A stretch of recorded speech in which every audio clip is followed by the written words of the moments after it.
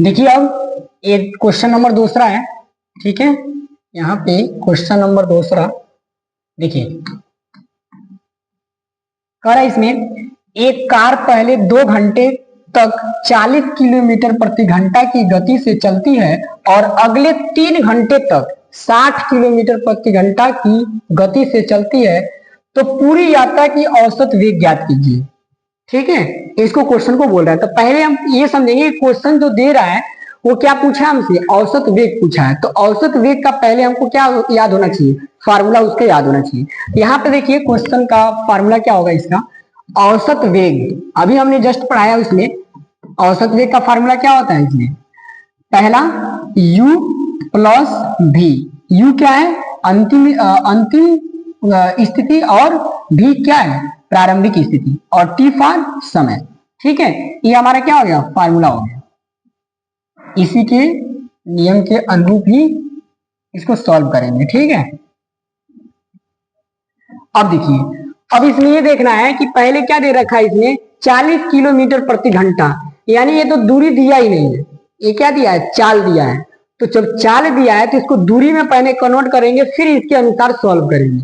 तो पहले हम क्या करेंगे, इसमें चाल में कन्वर्ट करने के सॉरी दूरी में कन्वर्ट करने के लिए दूरी का फार्मूला लगाएंगे।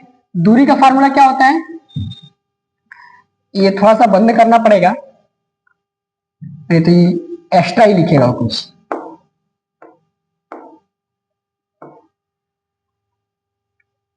चलिए ठीक है, देखिए दूरी का फार्मूला क्या होता है, बराबर दूरी बराबर चाल इंटू समय, यही होता है। तो यहाँ पे कितना दिया है, 40, चाल कितना दिया है, 40 दिया है, इंटू समय कितना दिया, 2 दिया है। जब इसको करेंगे सॉल्व तो इसका मल्टीप्लाई करेंगे तो 80 मीटर आएगा, यानी मीटर किलोमीटर में दिया है ना, तो किलोमीटर में यहाँ लिखेंगे किलोमीटर। ठीक है, यानी इसका निकल गया क्या कि 80 किलोमीटर इसका दूरी निकल गया। समझ में आ गया। ये पहला क्या था, हमारा पहला स्थिति था, यानी ज्ञात क्या हुआ हमारा, भी ज्ञात हुआ है। क्या ज्ञात हुआ है, इसको ऐसे लिख देते हैं, यहाँ पे इसको ना करके ऐसे भी 80 ज्ञात हो गया हमारा। ठीक है, ये चीज। अब दूसरा क्या है, दूसरा भी सेम वही है कि इसमें दिया क्या, चाल दिया है, तो इसको भी क्या कन्वर्ट करेंगे, दूरी में कन्वर्ट करेंगे। तो यही वाला फार्मूला अपनाएंगे। चाल कितना दिया इसमें, 60 दिया है, 60 इंटू 2 करेंगे तो यहाँ पे कितना हो जाएगा, 12, 6 दूना 12 यानी 120 किलोमीटर आ जाएगा। तो 120 किलोमीटर हो गया, तो ये क्या ज्ञात हो गया, यू ज्ञात हो गया हमारा। अब देखिए इधर भी ज्ञात हो गया और इधर यू ज्ञात हो गया। तो अब देखिए कि कह रहा है एक कार पहले, यानी पहला वाला स्थिति बता दिया क्या कि भी, पहला वाला स्थिति हो गया भी। तो भी का मान पहले रखेंगे, भी का मान क्या दिया है, 80 दिया, इधर 80 कर लेते हैं, प्लस इधर दिया प्लस कर लेते हैं। कह रहा है अगले यानी उसके दूसरे समय में क्या दे रहा है, 60, और इसमें कितना दिया था, 3 दिया था ना, यहाँ पे 3 दिया था। यहाँ थोड़ा सा इसको कर लेते हैं,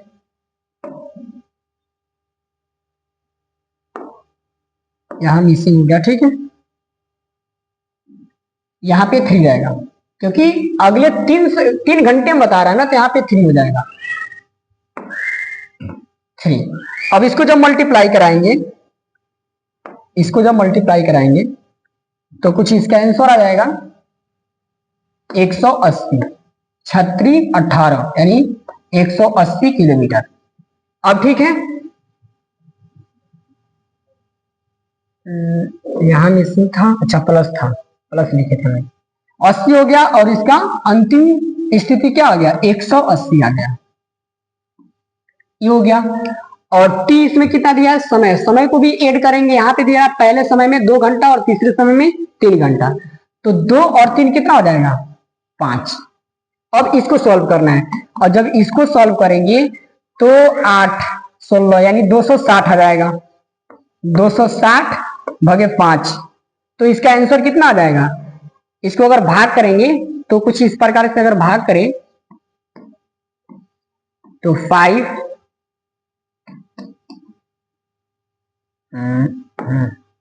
यहाँ 5 और यहाँ कितने बार में कटेगा, 5 5 25 25, ये कुछ अलग लिखा रहा है 25। जब इसको काटेंगे तो यहाँ 1 आ जाएगा 0, यानी 5 दूना 10, ये कट गया। यानी इसका आंसर कितना आ जा रहा है 52 किलोमीटर में दिया था ना। और क्या ज्ञात करने के लिए बोला था औसत वेग। तो औसत वेग का मात्रक क्या होता है मीटर प्रति सेकेंड। क्या हो गया इसका औसत वेग कितना ज्ञात हो गया 52 मीटर प्रति सेकेंड इसका औसत वेग ज्ञात हो गया। क्लियर। अब इसके आगे चलते हैं। अब आगे क्या दे रखा है इसको देखते हैं। अब आता है त्वरण। क्या आता है त्वरण। त्वरण को इंग्लिश में बोलते हैं एक्सेलरेशन। क्या बोलते हैं एक्सेलरेशन। और इसका डेफिनेशन क्या होता है कर इसमें किसी वस्तु के वेग परिवर्तन दर को त्वरण कहते हैं। जो चीजें हम बताए हैं कि वेग जो होता है एक्सीलरेटर के अनुरूप होता है, जैसे एक्सीलरेटर को हम लोग बढ़ाते घटाते हैं तो उसको वेग कहते हैं। तो उसी वेग को यानी कभी ज्यादा कर दे और कभी कम कर दे, तो इन दोनों के बीच का अनुपात जो होता है वो क्या होता है हमारा त्वरण होता है। कभी हम लोग क्या करते हैं वेग को बढ़ा देते हैं और कभी क्या करते हैं वेग को घटा देते हैं, तो उसी को हम लोग क्या बोलेंगे त्वरण। तो वही चीज यहाँ पे लिखा है कि किसी वस्तु के वेग परिवर्तन दर को त्वरण कहते हैं। यानी वेग में परिवर्तन जब होगा तो उसी को क्या बोलेंगे त्वरण बोलेंगे। क्लियर। अगर डेफिनेशन अगर नॉर्मल याद करना चाहते हैं तो ऐसे भी बोल सकते हैं कि वेग के परिवर्तन को ही क्या कहते हैं त्वरण कहते हैं। ठीक है। अब यहाँ पे देखिए वेग को हम लोग ए से डिनोट करते हैं, यानी ए से निरूपित करते हैं इसको। और यहाँ पे देखिए सेम फार्मूला उसी तरह इसमें भी दिखेगा। यहाँ पे क्या है u है और यहाँ पे v है। तो u फार उसने जिस तरह बताया उसी तरह इसमें भी होगा, लेकिन उसमें प्लस था लेकिन इसमें क्या होगा माइनस होगा। ये बस ध्यान रखना है। उसमें क्या था प्लस था और इसमें क्या है माइनस है। ठीक है। तो u फार उसमें क्या बताए थे हम u फार अंतिम स्थिति। क्या बताए थे अंतिम स्थिति और v फार प्रारंभिक स्थिति। ठीक है। और t फार समय। ठीक है। अब देखिए एक उदाहरण दिया है करने के लिए कर है उदाहरण नंबर 4 है बुक के माध्यम से। विरामावस्था से राहुल अपनी साइकिल को चलाना शुरू करता है और 30 सेकेंड में 6 मीटर प्रति सेकेंड का वेग प्राप्त करता है। वह इस प्रकार से ब्रेक लगाता है कि साइकिल का वेग अगले 5 सेकेंड में कम होकर 4 मीटर प्रति सेकेंड हो जाता है। तो दोनों स्थितियों में साइकिल के त्वरण को गणना कीजिए, यानी त्वरण की गणना कीजिए। दोनों स्थितियों का बोला है, पहला स्थिति का नहीं बोला, दोनों स्थिति का अलग अलग बोल रहा है। ठीक है। तो दोनों स्थिति का ज्ञात करने के लिए हमारे पास फार्मूला है ही है। यहाँ पे पहला स्थिति लिख दे रहा है और यहाँ पे दूसरा स्थिति लिख दे रहा है। पहला स्थिति क्या दिया है त्वरण को ए से डिनोट करते हैं, किससे डिनोट करते हैं ए से। ये हो गया। उसके बाद से u क्या है u और माइनस v बटे t, ये हमारा त्वरण ज्ञात करने का फार्मूला हो गया। ठीक है। अब देखिए ये तो हमें ज्ञात करना है। तो इसमें पहले क्या बता रहा है कि विरामावस्था। तो विरामावस्था का मतलब हो गया कि कोई वस्तु है जो रुकी हुई है। हम बताए थे जब पहले लेक्चर में पढ़ाए थे तो गति अवस्था और विरामावस्था के बारे में बताए थे। गति अवस्था उसे कहते हैं जो वस्तु चल रही है उसको बोलेंगे गति अवस्था में, और जो वस्तु रुकी होती है उसको बोलते हैं कि विरामावस्था में। तो जब रुकी हुई है वस्तु तो इसका मान कितना मानेंगे 0 मानेंगे। तो इसका मान प्रारंभिक क्या है 0 है और अंतिम क्या है अंतिम कितना दिया है 30 सेकंड में 6 मीटर प्रति सेकंड का वेग प्राप्त करता है। तो यहाँ पे दिया अंतिम वेग, माइनस से माइनस कर लेंगे। u फार क्या होता है अंतिम वेग। अंतिम वेग क्या होगा यहाँ पे 0 हो जाएगा और प्रारंभिक वेग कितना हो जाएगा 6 मीटर हो जाएगा। ठीक है। और इसमें बटे में क्या दिया समय। समय कितना दिया 30। ठीक है। जब इसको घटाएंगे, इसको जब घटाएंगे तो यहाँ पे 6 आ जाएगा और यहाँ पे 30 हो जाएगा। अब इसको भाग करना है, तो कभी भी हर से अंश में भाग दिया जाता है, ये ध्यान रखिएगा। तो इसको जब भाग करेंगे यहाँ 30 और यहाँ पे 6 है।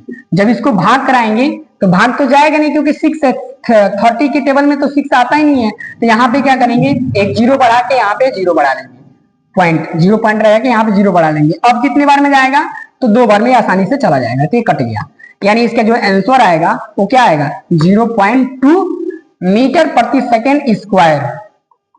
हाँ एक चीज हमने नहीं बताया कि इसका मात्रक क्या होता है, तो ये भी समझ लीजिए मात्रक इसका क्या होता है। यहाँ पे इसको समझ लीजिए कि मीटर प्रति सेकंड कैसे लिख दिए हैं। जो त्वरण होता है, त्वरण का जो मात्रक होता है वो मीटर प्रति सेकंड माइनस स्क्वायर होता है, ये याद रखना है। अब ये कैसे हुआ ये बता रहे हैं हम, सुनिए ध्यान से देखिए यहाँ पे कैसे। जैसे वेग हम बताए थे, वेग में जब हम लोग वेग पढ़ रहे थे तो वेग में क्या बताए थे कि जो चाल का परिवर्तन, नहीं वेग का परिवर्तन का मान कितना होता है, यहाँ पे त्वरण लिखते हैं, त्वरण त्वरण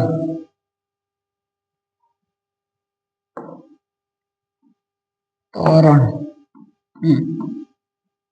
ये वो है, ठीक है। त्वरण त्वरण बराबर क्या होता है, वेग में परिवर्तन, परिवर्तन, और नीचे क्या हो जाएगा, समय।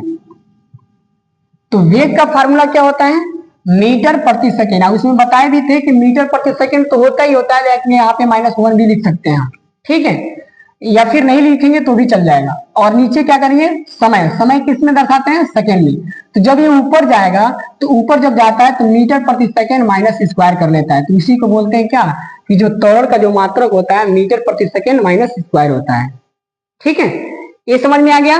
तो इसका पहला स्थिति हमने ज्ञात किया, यहाँ पे पहला स्थिति हमने ज्ञात क्या किया कि 0.2 मीटर प्रति सेकेंड माइनस स्क्वायर, इसका क्या ज्ञात हो गया, औसत वेग, औसत वेग नहीं त्वरण, इसका क्या ज्ञात हो गया, त्वरण, पहला स्थिति। दूसरा स्थिति में पूछ रहा है कि दूसरा स्थिति में बताइए, तो दूसरा स्थिति में समझिए। अब ये देखना है कि इसका अंतिम स्थिति और प्रारंभिक स्थिति क्या है। ये कह रहा है कि और 30 सेकेंड में 6 मीटर प्रति सेकेंड का वेग प्राप्त करता है वह इस प्रकार से ब्रेक लगाता है।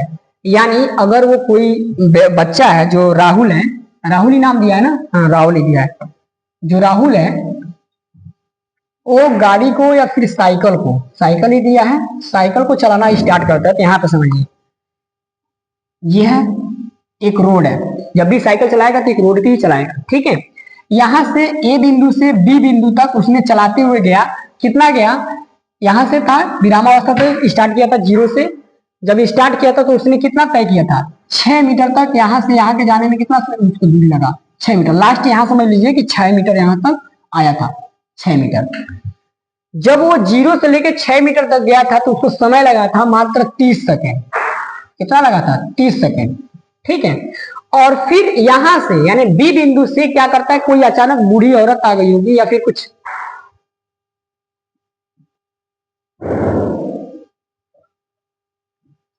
अब देखिए दूसरा नंबर को सॉल्व करते हैं क्वेश्चन को। दूसरा जो बताया था, दूसरा स्थिति क्या होता है, दूसरा स्थिति का फार्मूला भी सेम होगा, लेकिन हाँ थोड़ी सी यहाँ पे मिसिंग ये हो गया है, इधर जो होगा भी इधर होगा और यू इधर आ जाएगा, ठीक है। यहाँ थोड़ा सा मिसिंग हो गया है, यहाँ पे हो जाएगा आपका जो बताए थे यहाँ पे भी, और यहाँ पे हो जाएगा यू। यहाँ पे भी थोड़ा सा मिसिंग हो गया है टाइपिंग के दौरान, इसको थोड़ा सा सुधार लीजिएगा आप लोग, ये गलत है। भी माइनस यू होता है, ठीक है, और ऑन टी होता है, ये चीजें, ठीक है। और यहाँ पे जब इसको करेंगे तो आंसर सेम आएगा, लेकिन थोड़ी सी मिसिंग था। जैसे इसको 6 को हटाते हैं और यहाँ पे कर लेते हैं, भी का मान कितना दिया था, भी यानी 6 और यहाँ पे 0, तो ये आंसर आएगा, ठीक है।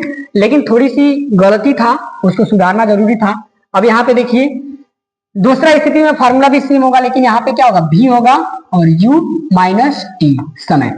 अब इसको ज्ञात करना है दूसरा स्थिति को। तो दूसरा स्थिति हम बताए हैं क्या कि 6 था यानी 6 मीटर। अब वहां से उसने ब्रेक लगाना स्टार्ट किया, अचानक उसके यानी आगे क्या हो गई, लेडीज कोई आ गई। जब लेडीज आ जाएगी तो उसके बचाने के चक्कर में उसने क्या किया, वहीं से ब्रेक लगाना स्टार्ट किया। तो जब ब्रेक लगा रहा था तो वहां पे समय देखा गया कि 6 मीटर तो चला था, लेकिन उसके बाद से जो समय चल रहा है कितना चल रहा है, आगे 4 मीटर प्रति सेकेंड, यहाँ पे चला 4 मीटर प्रति सेकेंड। तो जो यहां से लेके 6 से लेके यहाँ सी तक जो चल रहा है, इसको इरेज कर देते हैं और यहाँ तक सी लिख देते हैं। जो सी तक चल रहा है ये कितना दूर जा रहा है, 4 मीटर प्रति सेकंड जा रहा है, 4 मीटर जा रहा है। और जो 4 मीटर यानी यहां से लेके यहां तक जो दूरी जा रहा है वो कितना समय में जा रहा है, 5 क्या दिया है, अगले 5 सेकेंड में, यानी सेकेंड यहाँ होगा कम होकर यहाँ 5 सेकेंड रहेगा। थोड़ी सी मिसिंग यहाँ भी है, ये टाइपिंग के दौरान हो जाता है थोड़ा सा मिसिंग, ठीक है। इसको आप लोग सुधार लीजिएगा, ठीक है ना। अब यहाँ पे देखिए, यहाँ पे क्या हो गया कि 5 सेकेंड, कितना हो गया, 5 सेकेंड, 5 सेकेंड। जब उसने चला था विरामावस्था से बी बिंदु तक तो 6 मीटर चला था 30 सेकेंड में, लेकिन जब ब्रेक लगाया तो 4 मीटर गया लेकिन 5 सेकेंड में। तो अब इसकी अगर देखा जाए राहुल की साइकिल की स्थिति, तो ये हो गया क्या हमारा प्रारंभिक स्थिति इसका, और इसका ये हो गया अंतिम स्थिति। तो यहाँ पे दिया है यू फॉर क्या होता है हमारा, जैसे यहाँ पे लिखे हैं क्या 6 क्या था हमारा अंतिम था और 0 क्या था प्रारंभिक था। तो यहाँ पे अंतिम वाला देखेंगे तो अंतिम हमारा कितना आया 4 आया है, 4 माइनस, और प्रारंभिक कितना है 6 है, क्योंकि 6 को लेंगे ना यहाँ पे, यहाँ से ब्रेक लगाना स्टार्ट किया था ना, इसलिए यहाँ पे क्या लिखेंगे 6 लिखेंगे, ठीक है। और जो टी दिया है समय, समय कितना दिया है यहाँ पे, करे कि साइकिल का वेग अगले 5 सेकंड में कम होकर 4 मीटर प्रति सेकंड यानी 5 सेकंड में क्या करता है कम कर देता है। तो जो त्वरण ज्ञात होगा वो त्वरण क्या हो जाएगा हमारा 6 में से 4 में से 6 निकालेंगे -6 हो जाएगा, और यहाँ 5 जब इसको भाग कराएंगे तो भाग तो जाएगा नहीं, तो 0 पॉइंट में कुछ आएगा। तो यहाँ पे इसको भी सॉल्व कर लेते हैं।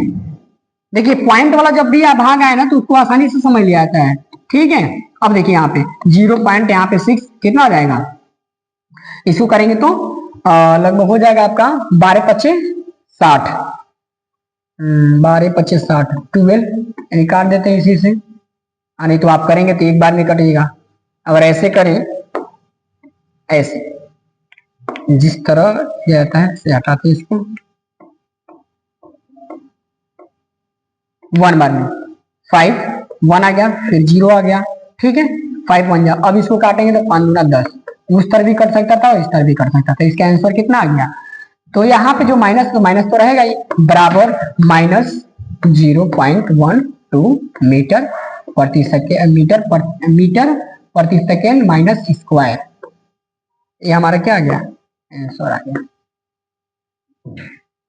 ये पहला इसका निकल के आया कि 0.2 मीटर प्रति सेकेंड माइनस स्क्वायर एक का स्थिति आ गया, और दूसरे का आ गया -0.12 मीटर प्रति सेकेंड माइनस स्क्वायर आ गया, ठीक है।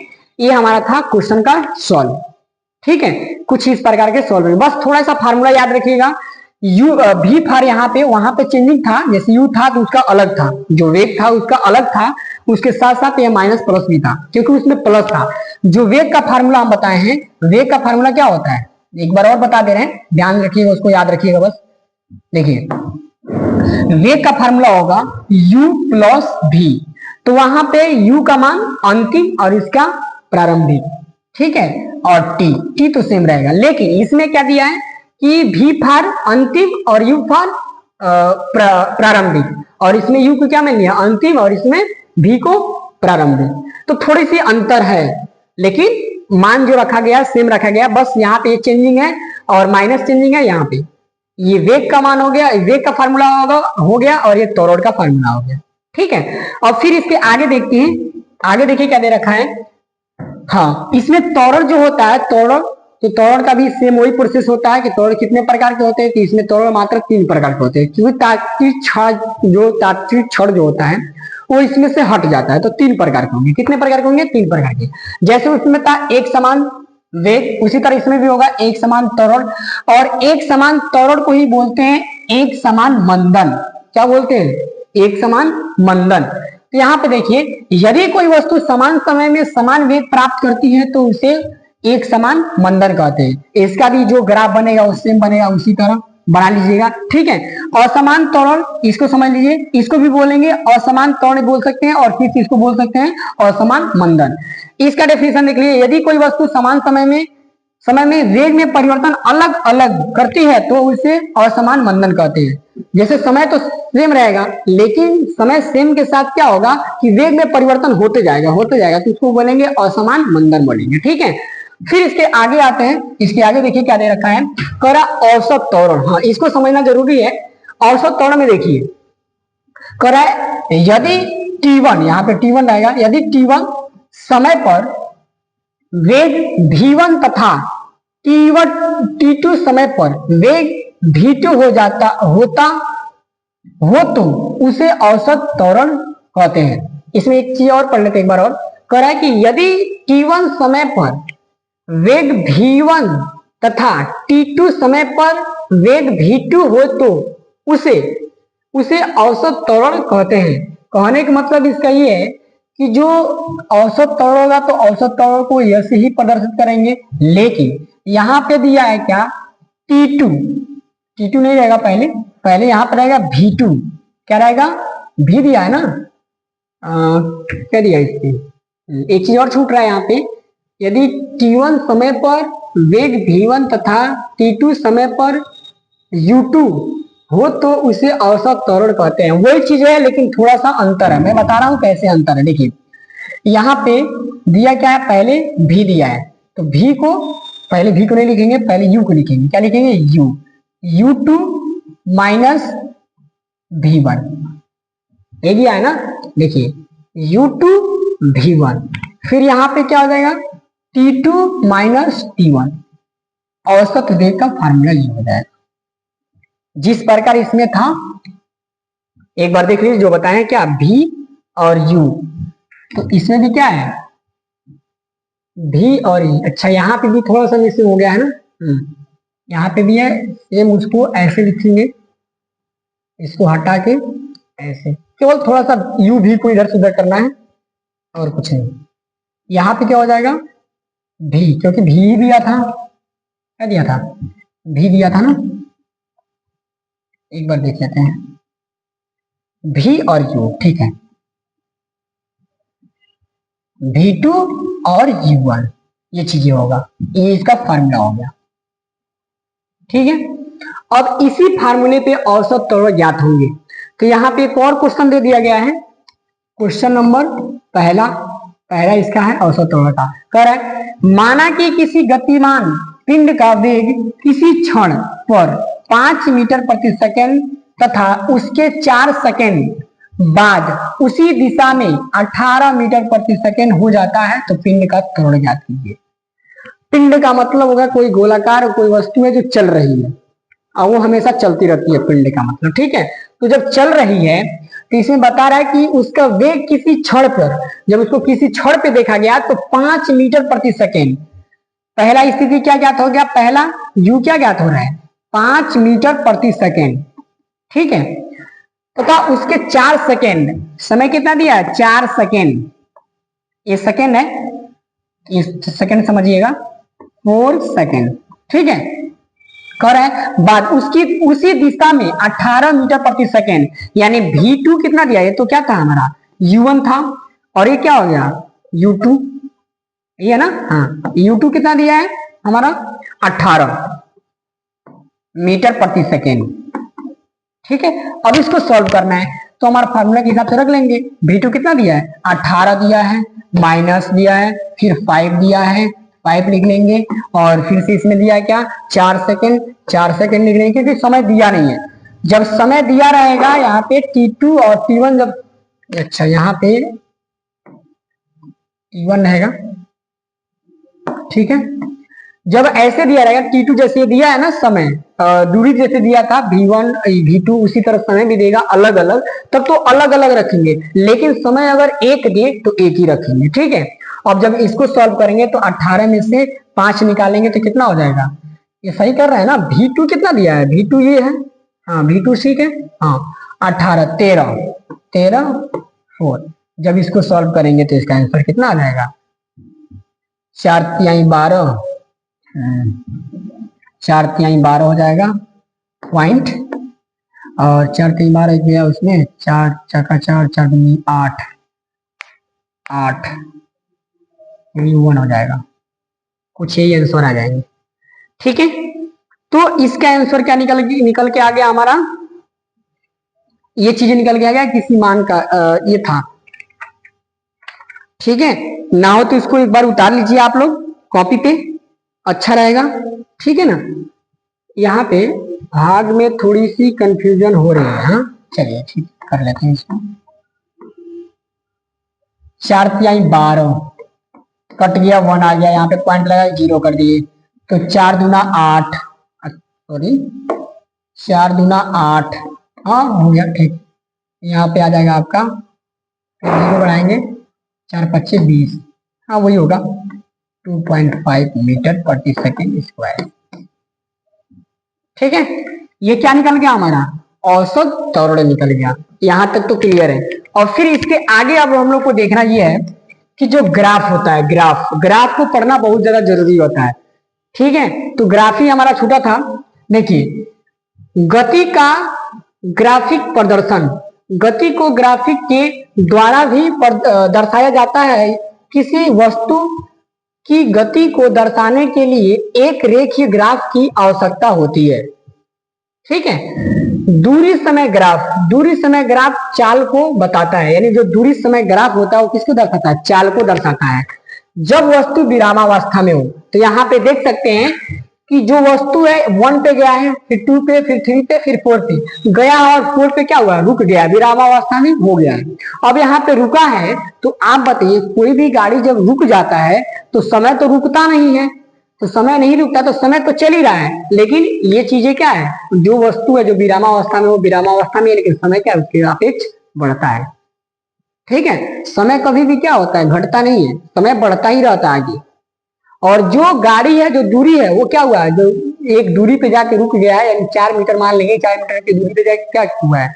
रुक गया, उसके आगे चल ही नहीं रहा है, लेकिन समय क्या हो रहा है? हमारा चल रहा है। तो इसी को बोलते हैं कि विरामावस्था में हो तो उसका ग्राफ बनाइए। अगर ऐसे क्वेश्चन में पूछ देता है कि जब वस्तु विरामावस्था में हो तो उसे ग्राफ से प्रदर्शित कीजिए, तो कुछ इस प्रकार से प्रदर्शित कर लीजिएगा। ठीक है, फिर नेक्स्ट आगे आते हैं।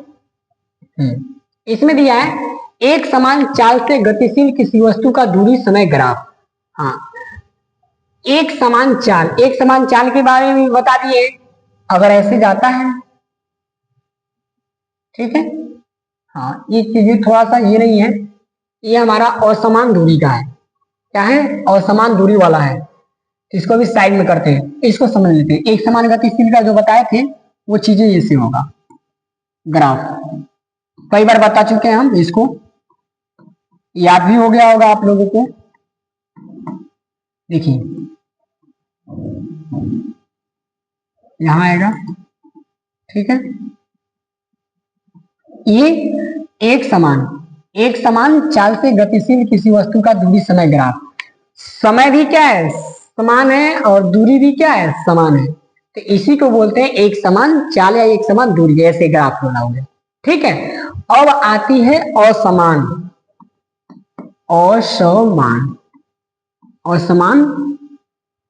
चाल से गतिशील वस्तु का दूरी का समय ग्राफ। असमान समझिए, जो असमान होता है वो कैसे होता है? आप लोग के बुक में कुछ ऐसे दिया है, एक ऐसे दे दिया है और एक कुछ ऐसे बना दिया है। अब देखिए, जैसे हम एक एग्जांपल के माध्यम से समझते हैं असमान दूरी का, कि जो ट्रेन होती है, ट्रेन क्या होती है? ट्रेन। तो ट्रेन जो होता है वो जब वो स्पीड से चलती है तो उसका समय क्या होता है? समय के साथ जब स्पीड से चलती हुई आ रही है, उसको स्टेशन पे रुकना है। क्या होना है? स्टेशन पे रुकना है। जब स्टेशन पे रुकेगा तो स्लो करेगा ही करेगा। यहाँ पे 0 है, यहाँ पे आपको रुकना है उसको। तो कैसे रुकता है ये ध्यान रखिएगा, ऐसे ही था। अब यहाँ पे 2, वही चीजें लिखेंगे, 4, यहाँ पे 6, और यहाँ पे 8, और यहाँ पे 10, और यहाँ पे 5, और यहाँ पे 10, और यहाँ पे हमारा हो जाएगा क्या? 50, और यहाँ पे हो जाएगा 20। अब देखिए इसका समय तो समान रहेगा, आपको पता है ये चीजें। ठीक है, अब इसके साथ जो ग्राफ बन रहा है यहाँ पे ला के हम मिला देंगे।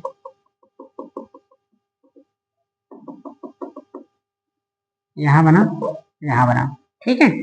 अब इसको देखेंगे तो इसका कुछ ऐसे बन रहा है, ठीक है। और जब इसका देखेंगे तो कुछ यहाँ बनेगा,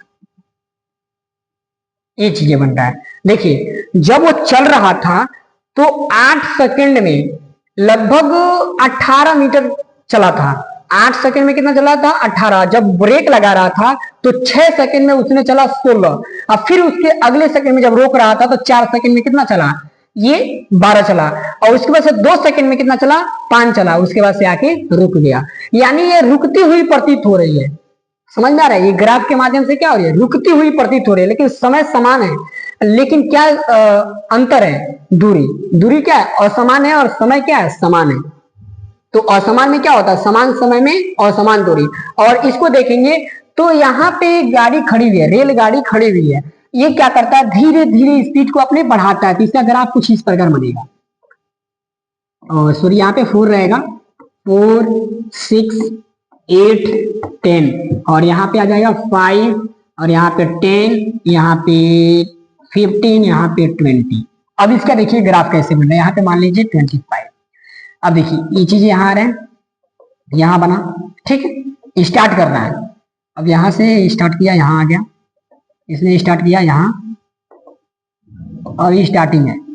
अब इसका देखिएगा, अब यहां तक तो सेम था ना, लेकिन अब बदलेगा, क्योंकि जब बदल जाता तो समय उसका समान नहीं लगता। अब देखिए यहाँ पे आ गया, धीरे धीरे बदल रहा है, ये कुछ यहाँ आ जाएंगे, आगे आ जाएगा, ठीक है, ये थोड़ा सा ऐसे बना लेंगे यहाँ, ठीक है। यानी जब स्पीड बढ़ता है तो जो 2 सेकंड में 2 किलोमीटर चलता है, और वो जब धीरे धीरे स्पीड बढ़ाते जाता है तो 10 सेकंड में, यानी 2 ही सेकंड में मानेंगे तो कितना चलेगा, 25 मीटर प्रति सेकंड चलेगा, 25 मीटर दूर जाएगा। तो ये क्या हो गया, बढ़ती हुई, और ये क्या हो गया, घटती हुई। इसको बोलेंगे घटती हुई ग्राफ, और ये क्या आ जाएगा, बढ़ती हुई ग्राफ, बढ़ती हुई ग्राफ, ठीक है। ये चीजें था, आई होप आप लोग को समझ में आया होगा। Best of luck, next class में पढ़ेंगे हम लोग जो इसके बाद से था हमारा त्वरण वेग, इसका ग्राफ के माध्यम से समझेंगे। उसके बाद से न्यूमेरिकल जितना भी बुक का होगा उसको सॉल्व करेंगे। Best of luck, bye bye, Tata.